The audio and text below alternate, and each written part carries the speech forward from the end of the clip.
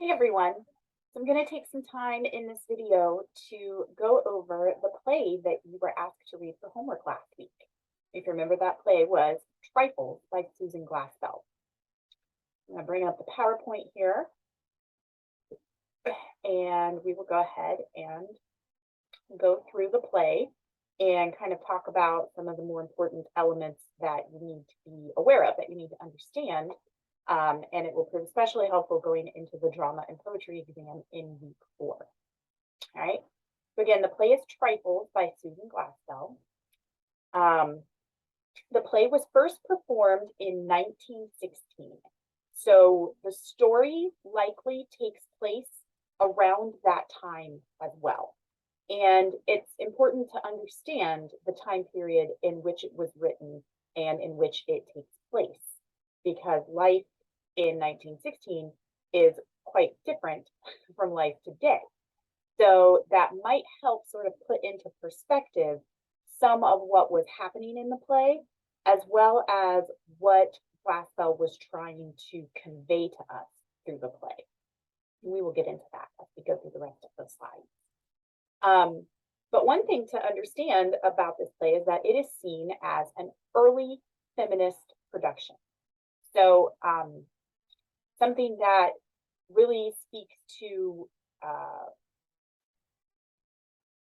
women's rights and the ways in which women were expected to act and behave by society, the cultural pressures, and how those weren't very fair. And you may have picked up on that while reading the play and watching the production of it, if you chose to watch that production.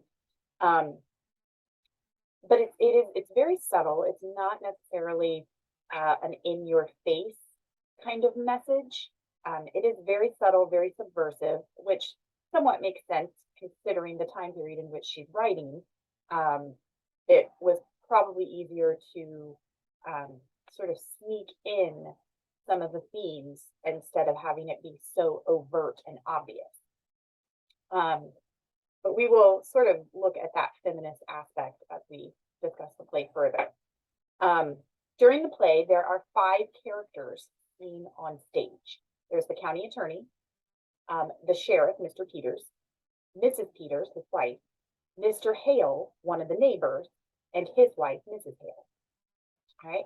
There are 2 other characters, though, Mr. and Mrs. Wright, who are not a part of the play itself. They never are seen on stage. Well, obviously, Mr. Wright is dead when the play begins, and Mrs. Wright is in jail. So neither of those characters are ever seen, but they still play a very important role within the story that's taking place. But really all we get are just those 5 characters on the stage throughout the production. So a brief summary of the play, just to make sure you sort of picked up on everything that was happening. The play begins in the Wright farmhouse, and that is where the entire story takes place, specifically in the kitchen, right? The male characters go off to explore other rooms in the house, but the 2 female characters and us as an audience remain in the kitchen. We learn quickly that Mr. Wright has been murdered, and the prime suspect is his wife, Mrs. Wright, who is currently being held in the county jail. The county attorney is there to look for clues and evidence of Mrs. Wright's guilt. The sheriff is there to assist, and Mr. Hale is apparently there to help explain what he encountered the day that he discovered Mr. Wright's body, because Mr. Hale is the one who found it. Although it's less clear why the women are present, we can assume that they each came with their husband, maybe to keep each other company. It's really not clear why the women have joined the men at the house, other than just perhaps maybe Mr. Peters, the sheriff, asked his wife to come along because it is sort of, they are looking for clues of relating to a woman committing a crime. But at the same time, it doesn't seem like that's likely, because he probably wouldn't have really paid attention to any advice or information that his wife provided. Maybe she asked, or maybe Mrs. Hale asked to join her husband because she's worried about Mrs. Wright.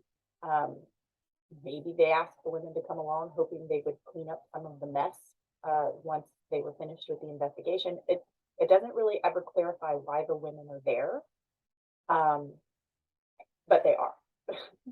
The men don't think that the two women are doing anything important as they sit in the kitchen and chat.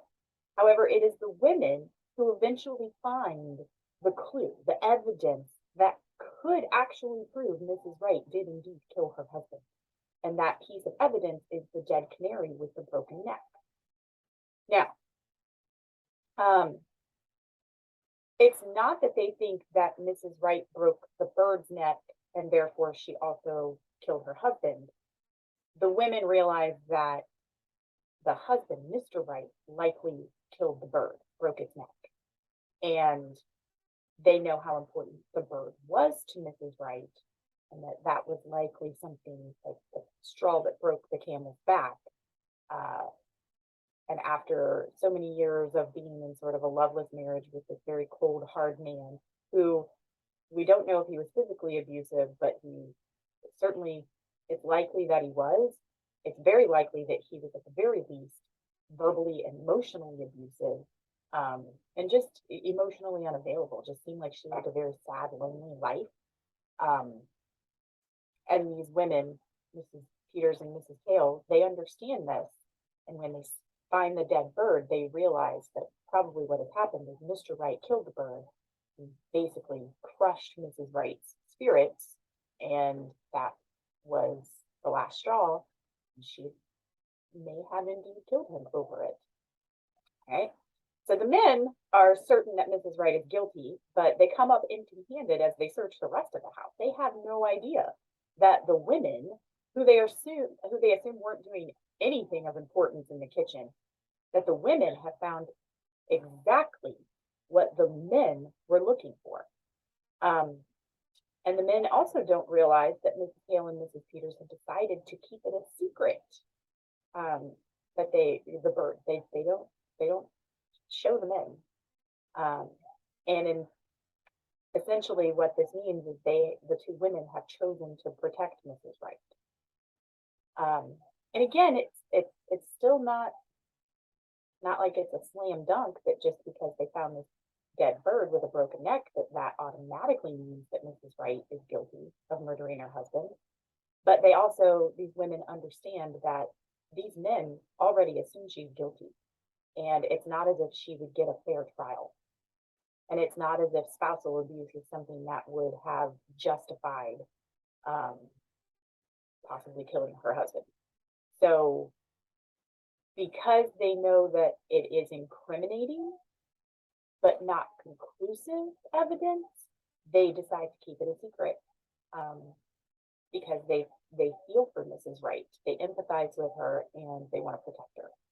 And that is where the play ends. We really don't know what happens after that.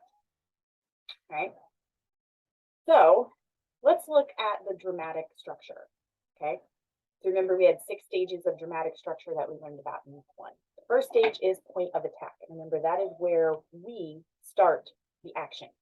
And in this case, the action begins when the 5 characters arrive in the kitchen. That is our point of attack. Exposition. Remember, this is where we sort of get background information because this is a play. And it's not like you can have a lot of narrative, paragraphs without dialogue like you would read in a short story. You don't have that in a play like you would a short story. So we have to rely on the characters to provide us with the exposition. And in this play, that happens right away, almost immediately. The characters have a conversation, and it's in that dialogue that we get the necessary background information. Mr. Hale, the neighbor, is the one who discovered Mr. Wright's body. He explains how he came to visit, how he encountered Mrs. Wright acting very oddly as she quilted, and then how he eventually found Mr. Wright in the bedroom with a rope around his neck. Mr. Hale has clearly shared this information with the sheriff already when he reported the crime. So the most logical explanation for why he is retelling his experience is not only so that the county attorney can hear it, but also so we can hear it, the audience. Um, and we learn during the exposition that the men are certain that Mrs. Wright has killed her husband. And they are there to find the evidence. Our rising action, this is when the tension starts to build, right, as we're moving towards the climax, right? So the rising action it doesn't feel necessarily like rising action because it's very subtle in this play. Usually in a story, the rising action is very obvious. It's when complications start to emerge. It's when the tension builds. You can feel it. The characters are feeling it. The characters are possibly mentioning it. There's ample clues along the way that we are in the rising action portion of the story. But in this particular play, the rising action is very subtle. So as the two women talk in the kitchen, they discuss what Mrs. Wright was like in her younger years, how her life changed once she was married, how she herself changed once she was married. You know, they talk about how she was very lively and happy. She was almost like a bird herself, you know, kind of quiet, but at the same time, she loved to sing. She was full of joy. Then she got married and everything changed. And she was very isolated, very lonely. No one really came to visit. She didn't really go out much. They know that Mr. Wright was not exactly a very warm and kind and loving man. They didn't have any children. And it just seems like she lost herself completely once she was married. She was no longer that version of herself that she had been in her younger years, right? They're worried about Mrs. Wright. They know she is in jail and that she is worried about her quilting that she left off and her preserves. The women decide that they should take the quilting materials to Mrs. Wright so she has something to do while in jail, something to sort of calm her, at least just one less thing on her mind. As the women go through the quilting supplies, they find the dead canary with the broken neck. They quickly and very naturally, it does not take them very long at all to realize what happened. That Mr. Wright broke the canary's neck, the one and only thing Mrs. Wright had that brought joy and happiness to her life. And in response, Mrs. Wright likely killed her husband. The two women decide what they should do, right? Mrs. Hale wants to keep the bird hidden. She wants to keep it hidden from the men. Mrs. Peters, whose husband is the sheriff, isn't so sure that hiding the bird from the men is the right thing to do. So that is our rising action, is them sort of at the same time giving us a little more exposition in terms of what Minnie Wright was like when she was younger, so that we kind of have a better understanding of how this likely played out. But really, the rising action is finding that bird and trying to decide what to do about it. The climax, it comes very quickly and it's at the end of the play. As the men return to the kitchen, the women have to decide what to do about the bird. Again, Mrs. Hale wants to conceal it, but Mrs. Peters isn't so sure. I mean, you know, Mrs. Peters is literally married to the law. Her husband is the sheriff. It's, you know, it's not that she doesn't care about Mrs. Wright or care about what's going on, but she, you know, she understands that, you know, that technically the right thing to do would be to turn the evidence over to the men. Mrs. Hale really does not want to do that. But then after Mrs. Hale shares a few personal details about Mrs. Wright, Mrs. Peters begins to see things from a different perspective, and she even begins to empathize with Mrs. Wright. When Mrs. Hale explains how they never had children, how, you know, Mrs. Wright was kind of lonely and isolated, Mrs. Peters remembers a time when she and her husband were living in a different location. And I think, if I remember correctly, I think maybe she lost a baby. But she empathizes with that loneliness, that isolation, and, you know, not having children, not having any other family, not having any other friends. She was lucky enough, apparently, that her own husband was not quite as cold and awful as Mr. Wright was.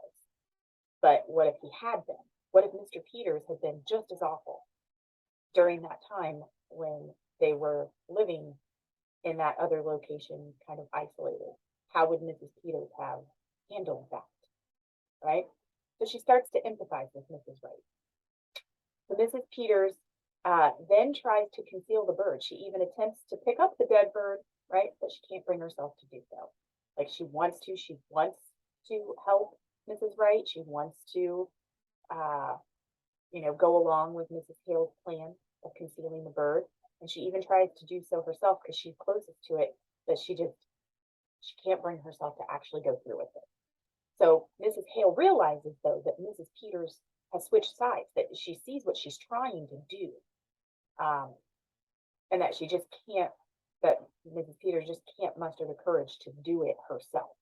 So instead, Mrs. Hale grabs the dead bird and puts it in her pocket very quickly. And the county attorney says, well, Henry, at least we found out she was not going to quilt it. She was going to, what is it you call it, lady? And Mrs. Hale puts her hand over her pocket where the bird is and says, we call it knot it, Mr. Henderson. And that's it. So the climax is both women agreeing to conceal the bird and actually doing so before the men have a chance to see it. So our falling action, which is kind of like where we see the aftermath of the climax, we don't get any. The denouement, which is where everything is kind of wrapped up and, we get our official ending, we don't get that either. We have no falling action and no denouement. It ends at the climax. Why? Maybe we're supposed to assume that the women have indeed saved Mrs. Wright from being convicted, that without that dead bird, she's not accused or she's not found guilty. But even without the evidence of the dead bird, chances are pretty high that she would have been found guilty regardless. Again, the time period in which this is taking place, there wouldn't have been much sympathy for Mrs. Wright and her situation. Or maybe we're supposed to imagine our own falling action in denouement, whatever resolution we think should happen. Or maybe Glassell's just saying that those first 4 stages, the point of attack, exposition, rising action, and climax, are the most important and where we should be focusing our attention in terms of this story. I really feel like that second and third option are both correct. That we're supposed to sort of come up with our own resolution, our own ending, what we think should happen. It makes us have to think about it, knowing what we have learned during the point of attack, exposition, rising action, and climax. Now that we have experienced all of that, what do we think should have been contained in the falling action and denouement? It makes us consider the actual story. It makes us consider Mrs. Wright's situation. It makes us consider everything we learned from the conversation between Mrs. Hale and Mrs. Peters. It makes us have to think about how we envision the story concluding. What do we think should have happened to Mrs. Wright? We don't get the answer. It forces us to search within ourselves and come up with our own ending. All right, so let's take another look at the climax. As we stated earlier, climax is very subtle, right? But it's also very subversive. It's almost like a bomb going off underwater, right? We wouldn't necessarily hear the explosion. We wouldn't necessarily realize something big just happened, but the ripple effect would be clear. So I want to just keep that in your mind, that although the rising action and climax both are very subtle, that climax has some far-reaching implications. So keep that in mind as we continue looking at the play. Let's ask some questions here about our classic hero versus our modern hero. You remember from last week, our classic tragic hero kind of coming from Aristotle in ancient Greece, is the hero that is always a well-known, prosperous person with a character flaw that becomes their undoing. But then in the 20th century, we get Arthur Miller, who sort of introduces this idea of the modern tragic hero. Why can't the hero just be an average, ordinary person? Why does it have to be some well-known, prosperous person, right? Like, it's almost like we don't only care about famous people. Like, in fact, we should care more about the ordinary person. The ordinary person who's always pitted against fate, pitted against societal structures. So what do we have here in Trifles? Do we have a classic tragic hero or a modern tragic hero? More importantly, who is the hero? Do we have a hero? And if so, which category would that person fall under? Okay. Is it Mrs. Wright? Is Mrs. Wright the hero? Maybe she's the hero. I mean, I'm sure many of us might empathize with her situation.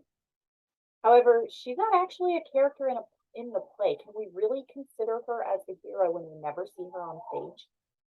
I'm not sure that's really a valid answer to say that Mrs. Wright is the hero, even if we fully agree with what she likely did, right? Is it the two women, Mrs. Hale and Mrs. Peters? Are these two women sneaky antagonists who are wrong for keeping the bird a secret? Are they just awful, sneaky people who totally did the wrong thing for the wrong reason? Or are these two women modern heroes who have pitted themselves against society, who have pitted themselves against expectations? In that moment, when they keep the bird hidden, do we see that decision to go against what is expected of them as a rebellious act or a heroic act? And isn't Mrs. Peters the most important of the two, considering how she kept defending the men at first, right? She kept, they would make snide comments or they would, looking for this evidence, and she would defend them like they're just doing their job, and she is literally married to the law. And she is the one, though, who undergoes a change.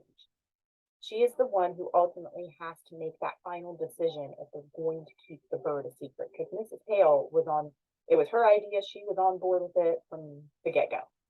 It was Mrs. Peters who had to undergo that internal change and go against what was expected of her. So I certainly don't think that we should be using the word tragic. Nobody in this is a tragic hero.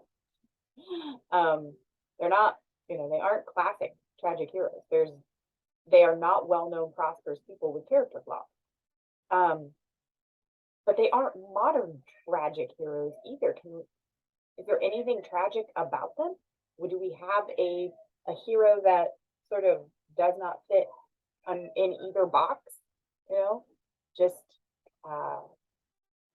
someone who undergoes a personal change, and if you see it in this light, has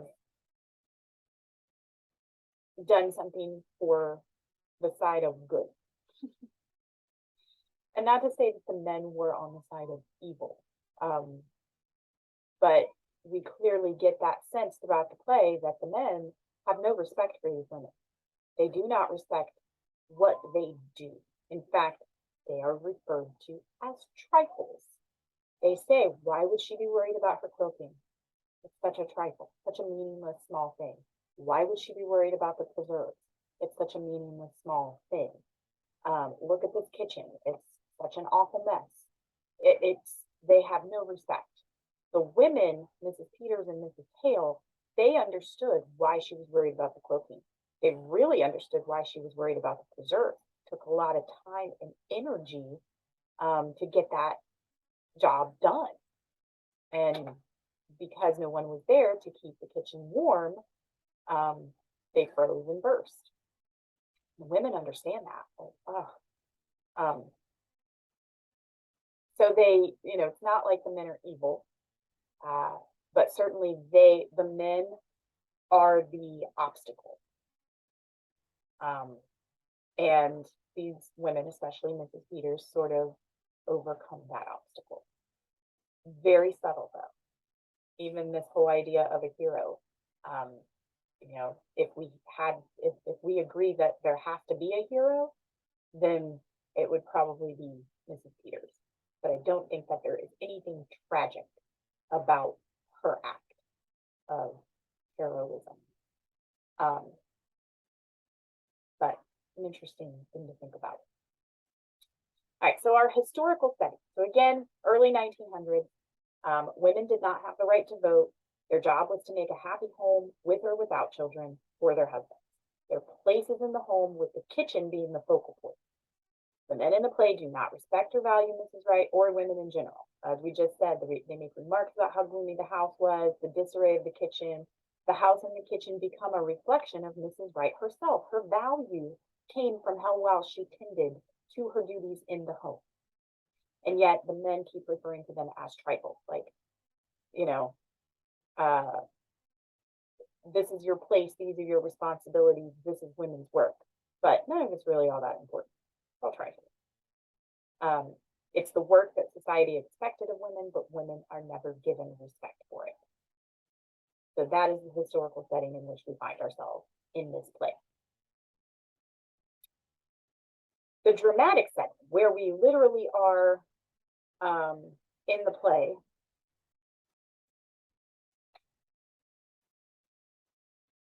is the kitchen. And isn't that interesting? The kitchen is the focal point of women's work. The two women remain in the kitchen, and so do we.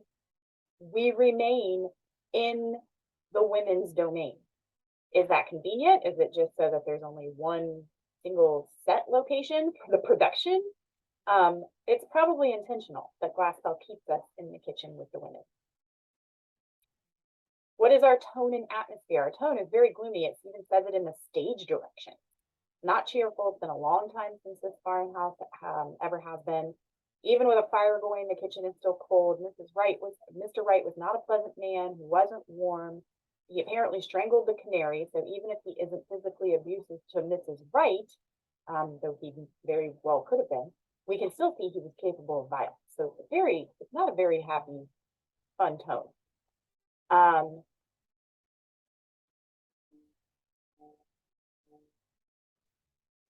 Hold on one second. Okay, sorry about that. Let's get back to our PowerPoint here. All right, so little technical glitch there. All right, so tone and atmosphere, we have a very gloomy tone.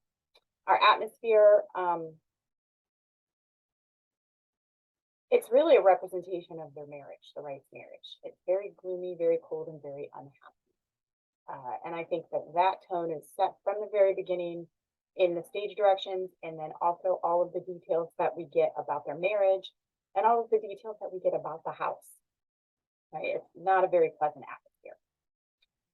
What about the title, right?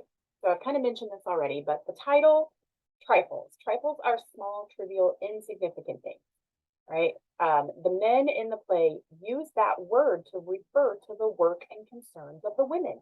They don't understand why Mrs. Wright, who's currently in jail, would be so concerned over her clothing and preserves. They don't realize that the preserves are going to freeze and burst.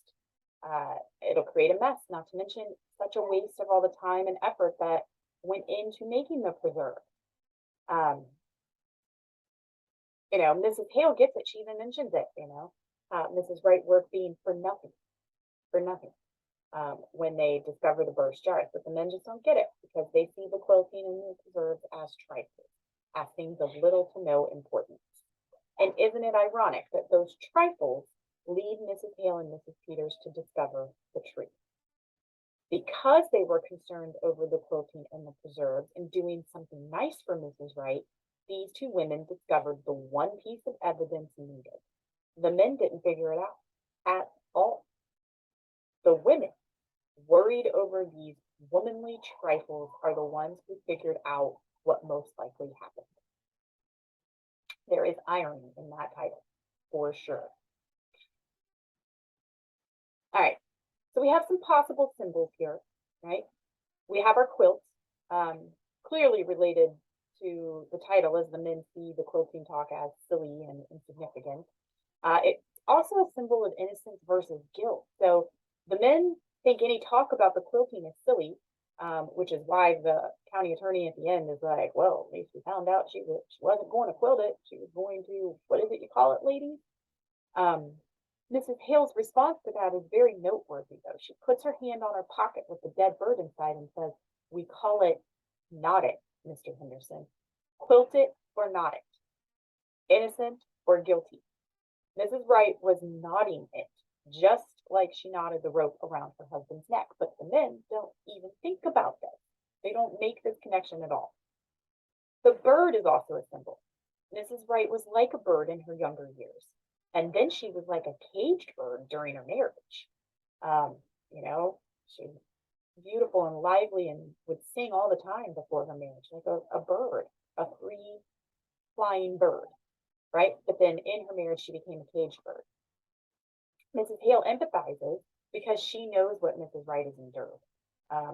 Her own husband doesn't seem to be as unkind and cruel and cold as Mr. Wright, but clearly all of the men in their lives have no regard for women or the work they do. It takes her longer, Mrs. Peters longer to come around, but again, when she remembers that time when they were in, it doesn't say if it's South or North Dakota, just Dakota, when they were there, she had a miscarriage and then she switches sides because she understands the significance of the bird. The bird is also. Our first theme is all about women, right? So there are small clues that Glassell wants us to get from this story as a feminist piece. It's small. There are subtle steps towards women's rights. It's not a big demonstration, but a very small change in the everyday lives of women. These women sort of banding together and standing up for each other. It's not a huge demonstration. It's not a protest. It's a very small first step. It is a small moment when the average housewife realizes how little respect they get, how they deserve more freedom, more rights, more respect. Those trifles aren't silly or insignificant. And those trifles deserve respect too. The quilting deserves respect. The canning of the preserves deserves respect. The work that goes into keeping a house clean and running deserves respect. And out of that respect will then come more rights, right? So it's almost like you have to start from the ground and work your way out, right? And in this case, Glassell saying like sometimes these small subversive moments can lead to bigger moments. Our other theme is justice. Who do we root for in this story? I mean, we're supposed to root for Mrs. Wright, aren't we? We're supposed to root for the two women who have decided to keep this bird a secret, right? Or are we? Is this right? Is it just? Did she kill him in self-defense? That the answer isn't clear. It doesn't make it, we don't know, like, was he in the middle of attacking her? Was it a physical altercation and she had no choice? It does not appear to be that. And no matter how much we empathize with her, did the women do the right thing by keeping the bird hidden? Would it be right or just for Mrs. Wright to go free and get away with killing her husband? Would it be right or just for her to be convicted? An interesting question. It is an interesting question about women, about this particular woman who did this unthinkable thing for understandable reasons, but who still broke the law. Shouldn't she be punished? But wait, who makes these laws? Men. Would they care or even believe a husband was so vile that he got what was coming to him? Probably not. Do women have any part in making these laws? No. Should they? Yes. So women were expected to live and behave and work and serve and obey their husbands and the law under conditions in which they themselves had no part in creating. They had no voice in it. And that's the problem. what was your reaction? Do you think Mrs. Hale and Mrs. Peters did the right thing by keeping the dead bird hidden from the mill? What do you think would happen if they did show the mill? How is justice best served in this story? Thinking about all of it. Interesting, right? All right, so I hope you guys enjoyed the play. Kind of a short one. It's subtle, but it packs a big punch. And I think it has a lot of interesting things to show us about life during that time and thinking about women and men and marriage and cultural expectations. And I think it's just a really interesting way to structure the story and leave that ending open to force us to consider what we think is the best outcome. So I hope you guys enjoyed it. If you still have questions, definitely reach out. I want to make sure everybody understands fully before going into the drama and poetry exam in week 4. Definitely, send me a message or an email if you still have questions about the play. Otherwise, you guys are free to go ahead and move on.